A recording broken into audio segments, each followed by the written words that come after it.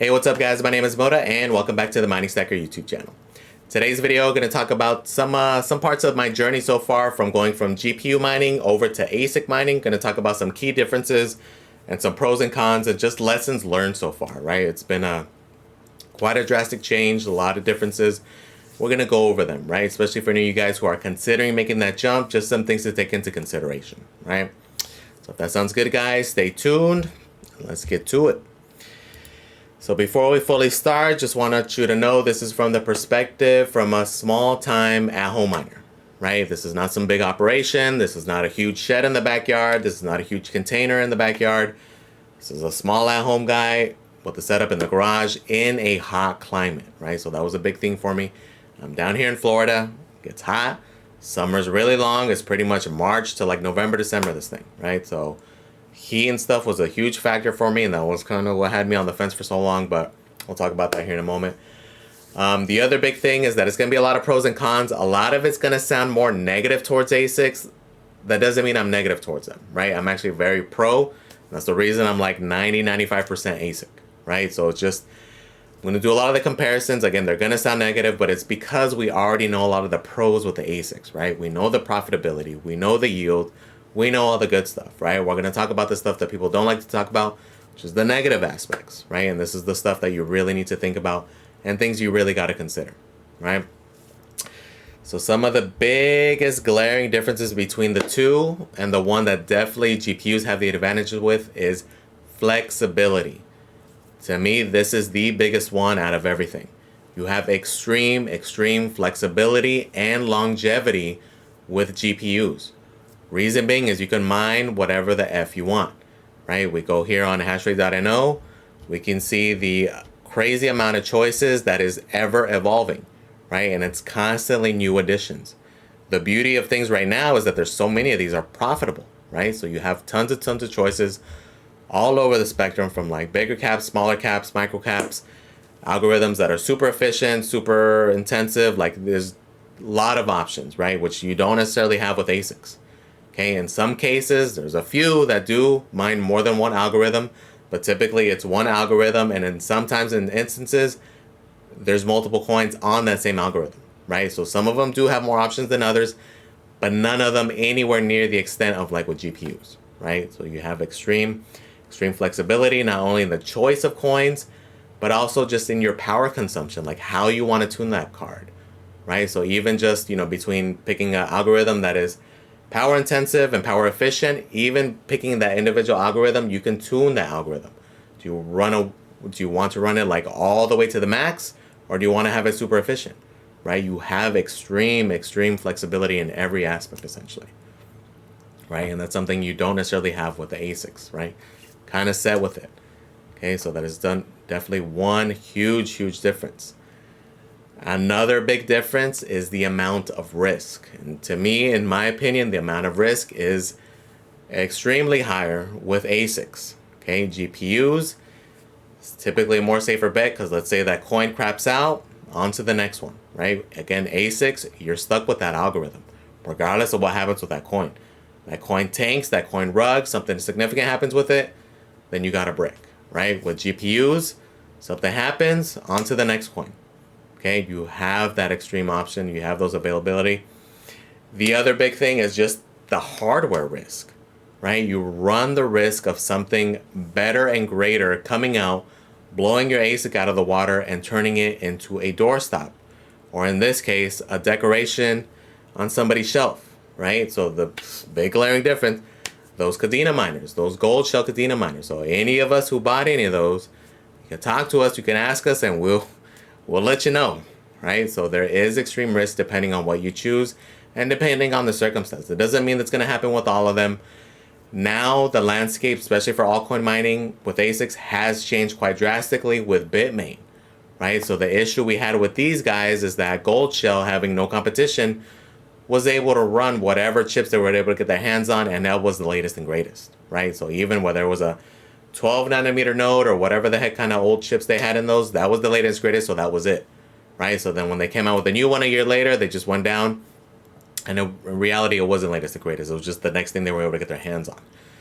So that's why when Bitmain did come in the game and did use the latest chips, it blew that freaking thing and all the others, the KD6, the Max, all those, out of the freaking water. To the point where these $50,000, $60,000 ASICs turned into like $500, $700, where people weren't even able to sell them at that much, right? And it's just risk on that end, but you can do things to try to mitigate that risk as much as possible, right? By getting not necessarily just Bitmain, but like whatever the latest and greatest node is, right? So the latest and greatest in efficiency and whatever's newest, right? So there's certain things you can do to mitigate, but again, there is still going to be extreme risk, and you have to really calculate it and think about it if it makes sense, right? Another example of things that are kind of out of your control is this whole thing with the Caspa miners, right? You're kind of at a point where you're like susceptible to a lot of risk just because we don't know how much hardware is going to come out, right? So the difficulty in the hash rate, because again, you're only able to mine that one coin. So depending on how many coins come out, it can really, or how much hardware comes out, could really affect your yield, right? To the point where it may not be profitable, right? Some of you guys who got like the K at 0 kind of know already, right? So there's a lot of different risk levels, right? So there's things you can research. This is why I'm like a big advocate for research, run different scenarios, look at different things. Okay, best case scenario, Bitmain only makes this many units. Worst case scenario, they make this many units. And look at both ends of the spectrum and see if it still makes sense to you, right? Because again, it's great risk, guys, right? So it's definitely something to consider there. The other big difference to me is troubleshooting. So like repairability. Okay, with GPU miners, the cost of the GPU itself is a fraction of what like ASICs cost, right? So, and that can vary also, right? There's obviously a big difference between like a 6600 XT and like a 4090, right? But in most case scenarios, it's the GPU itself isn't a whole lot, right? And you can have a lot of them. You have it like fractionalized versus the ASIC is just one big unit. And yes, there are individual hash boards, but even then, typically there's 3 hash boards, right? If the unit costs $5,000, and depending on how rare that ASIC is, it may be hard to get that individual hash board, right? So with GPUs, right, a lot of the parts are way cheaper, right? Troubleshooting is way easier. And a lot of the times it's parts that you can run to Best Buy and get, right? Or you can easily have a bunch of extras available. Like for example, a big failure point are like the USB cables, the risers, different like fans. They're all things that you can easily get. They're cheap, they're easy to have on deck, and it's easy to repair. And worst case scenario, your GPU dies. A lot of the times the manufacturers have really good warranties. Sometimes you have 2 or 3 year warranties. You can RMA that thing and it's on its way. Versus the ASICs, Bitmain gives you, for example, 6 months, right? Which isn't a whole lot. Okay, so repairability, especially in comparison with the ASICs. The ASICs, not a whole lot of components we can really replace, right? A lot of the failures tend to be either the control board or the hash board. If it's the control board, relatively easy fix, and it's something you can have, right? It is recommended if you do get any ASICs, have one ready to go, especially if it's one you can use on multiple units. Like for example, this one can be used on the K3, K7, HS3, it just gets reflashed. You're able to use it, and it does help with troubleshooting, right? You want to have that. These cables can go bad. You want to have like extra fans on deck. You can have those there, but then a lot of times the issue is either the control board or the hash board. If it's the hash board, good luck, right? Because then at that point, depending on the type, if it's a BTC miner, there's a lot of repair places that'll take it. If it's an altcoin miner, especially a smaller manufacturer, let's say it's a gold shell, let's say the hash board went bad on that thing, pretty much effed, right? Especially if you're out of that warranty period. And even in that warranty period, you're stuck depending on how they want to handle it, whether you're going to send in the hash board or the whole unit, you're going to pay for shipping, you're going to wait forever. It's not very fun, right? Versus with GPUs, like yes, it's a pain in the butt when you do have a troublesome or riser that's giving you trouble, or you have to reflash that SSD, but I will 100% take troubleshooting that over getting a freaking board repaired like I did with the K7. That was no fun, right? It's a lot of downtime, a lot of money, a lot of like headaches, right?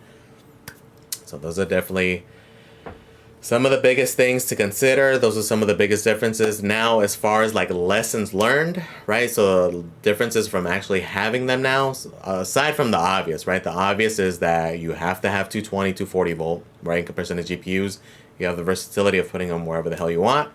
It does help to have that to 2240, but it's not required like it is with a lot of the ASICs, not all of them, but a good chunk of them. Noise is the issue with the ASICs. They are going to be extremely loud, but that is something you can fix, right? For example, like all of mine, I have them on inline fans, and that does help reduce the noise significantly. I don't have the fans because of that. I have it to help with my cooling situation, but that is an added benefit if that is a concern for you, right? Like mine, even before I had them in the garage, the way my setup is, you can't hear them throughout the house anyway, but something to consider there. But the biggest overall difference and the biggest lesson learned for me that you really have to factor in, you really got to like maximize your setup, is airflow. Airflow is king with the ASICs. Okay? Like for example, with my setup, my thought process was, okay, I had about 6,000 watts of GPUs in the garage. It's about the size of 2 ASICs, which was what I was going to run initially, so it should have not a whole lot of a problem. And that's incorrect, right? So as far as heat extraction goes, should have been on point, but the problem is the airflow. You need a lot of intake, a lot of exhaust. You got to be able to balance it, right? You have to be able to recirculate that air, because even, so one thing I did know, and that's one thing that was a huge concern for me, is how is it going to react with like hot ambient air? Because I wasn't going to use air conditioned air, it was going to be ambient air. And again, summer here is very long. We get as high as like 95, 99 degrees. So we don't get extreme heat. We don't get heat like Vegas. Born and raised in Vegas, that's why I reference them. We don't get like 120 degree heat, right? So here we go anywhere from 95 to 99. We get extreme humidity, but it's not crazy hot. So wanted to see how they react with that kind of temperature. And as long as you have the airflow moving, they did fairly well, right? Even like the extreme middle of the summer, as long as that airflow was on there, again, with an inline fan and recirculating that air, having big exhaust fans and exhausting all that air out, it did fairly well. So it was able to mitigate that with that, but I had to really work on that exhaust, right? Initially, I had kind of had of a plan. Didn't work out very well. Then I got one exhaust fan and it kind of worked, but definitely worked once I maximized that setup. So the key takeaway, whatever your setup is going to be, maximize that setup. Get the biggest fan you can, the biggest exhaust fan, the biggest intake, because at that point you can always tweak, right? If you have more, you can tweak it. If you don't have enough, you're going to have to add more. And if you're already maxed out, then you're going to be screwed, right? If you're in a hot climate, right? If you're in a cold place, it's not the biggest deal in the world. Airflow is still going to be important. You're still going to want to recycle that. But in a warm climate, it's extremely important, right? So like for me, that was a big concern, like how I was going to handle it. Was it going to do well? But it does do very well as long as you have the airflow. And not with all manufacturers though, with Bitmain specifically, those have done well with the airflow. Even with like super high ambient air, even when it would get like 105, 108, 110 in the freaking garage, the temps were still under like 75C. As long as I had like the fan to the max and recirculating all that air beautifully, it was good. Others though, not so much. Some are sensitive to the ambient air temperature. Like for example, that little FPGA I have, the little mult miner, it is very sensitive to ambient air. So that one I did have it maximized and as close to like the intake as possible, and that helped fix it, right? That one guy, even putting as big of a fan I did as on the others, it's very sensitive to ambient air temperature. So different manufacturers will have different things, but with the Bitmains, I can definitely say that, right? So out of the main lessons learned to me, as far as like physically having them, aside from the obvious electrical noise issues, it's definitely just airflow. Make sure you're able to like actually have them in there, right? So once you have one, you can kind of see if you can add another. You can kind of see where you need to be at, what you need to do, especially in the summertime, right? In the wintertime, it's not that big of a deal. Like right now, you can have it, you can be kind of lazy with it, but in the summertime, for me at least, because again, I'm in a hot area, it's a very big deal, right? So you definitely have to take those things into consideration.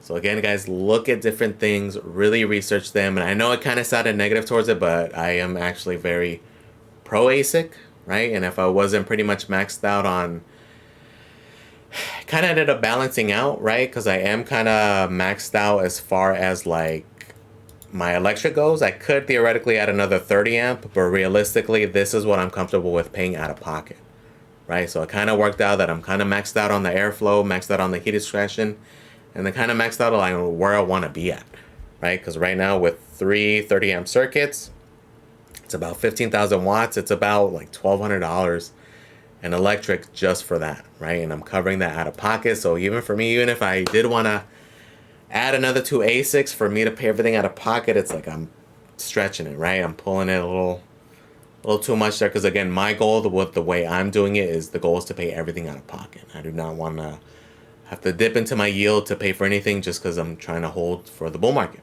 right? So just different setups, different things, but for me, it just happened to work out. So from here, that's why I'm kind of like pretty sure I'm done with ASICs. Again, maybe in a lithium ASIC, maybe I'll move some things around, or maybe I'll sell one, maybe I'll move things, who knows. But at least for now, that's the plan, to possibly start pivoting more into GPU, especially now that they're starting to tick up a little bit. Or even like that Jazz miner's becoming even more, thinking about it even more, just because that's one that is likely to go up more, right? Prices are still relatively good, and it's efficient enough where I can have it in the house and not have to worry about the addition on that, right? So kind of torn on which route to go. I'm still kind of playing it by ear. I do plan on getting at least one of these new 40,000 Super Series, just to at least have it on my main. We'll see if I get additional ones, but we'll see how it goes, guys. But just some things to consider. I know it's a lot, and I know, again, it sounds negative towards it, but again, very pro ASIC. These have treated me extremely well. All the research and the strategy that I did and deciding which ones I did worked out very well, right? So do a future video talking about how well they've done, etc., etc., but just keep these things into consideration, guys. And at the end of the day, research, guys. Research, look at it, consider different things, take people's different opinions, take their experiences, right? Again, I keep talking about that thing in the back. It's just, that's a constant reminder, right? It's just, think about it, right? It's a lot of stuff. It just depends on your situation too, right? Like for me, spending 3 to 5K on ASIC is a pretty big deal. Other people, I know some of you guys freaking be ordering like 10 at a time and stuff, right? So it just depends on your situation, okay? So let me know in the comments, guys. Did any of you guys make that same transition or a similar one? Are you guys kind of on the fence? Are you guys kind of like learning your lesson? Because I know a lot of people jumped in with these Caspa ASICs. I'm kind of surprised how many newcomers came in. There's a lot of people who started with those and are kind of starting to venture into like GPUs and stuff, which is kind of unusual. Typically, it's people start with GPUs and then they move on from there, if they move on at all, right? Some people do not like the aspect of the amount of risk with the ASICs, right? Which is it's a real thing, right? So it's the whole purpose of this video, right? But let me know in the comments, guys, what you guys are doing. If you guys have done that, how it's been going. Did it pay off? Do you regret it? Let me know in the comments, guys. And also, if you have any questions, if any of you guys are thinking of doing it, anything like that, let it be like a Q&A. Ask questions in there, and I encourage anybody to answer it. Any of you guys who have experienced it, have done it, answer those questions, chime in there, please, right? So thank you for watching, guys. Please comment, like, and subscribe, and I am out.